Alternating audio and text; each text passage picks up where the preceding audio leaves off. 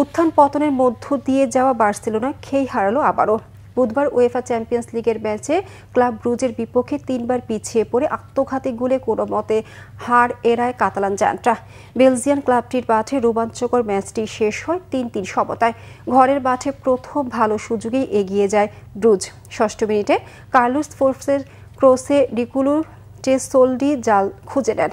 1 minute পর বার্সার ফেররান তরেস প্রায় একইভাবে গোল করে সমতা ফেরান। 17 মিনিটে ফের এগিয়ে যায় ব্রুজ। প্রতি আক্রমণ থেকে বল পেয়ে আড়াআড়ি শটে জাল খুঁজে নেন অরক্ষিত ফোর্বস।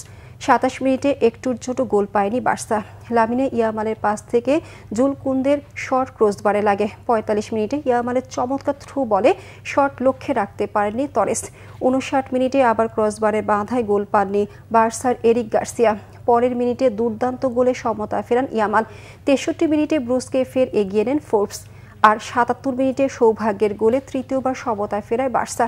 ইয়ামালের শট ব্রুজের খ্রিস্টোস জোলিসের বাধা ছুঁয়ে জালে জড়ায়। 4 ম্যাচে 7 পয়েন্ট নিয়ে 36 দলের টেবিলে একাদশ স্থানে 5বারের ইউরোপ চ্যাম্পিয়নরা। সবার ম্যাচে 4 পয়েন্ট নিয়ে 24 নম্বরে ব্রুজ।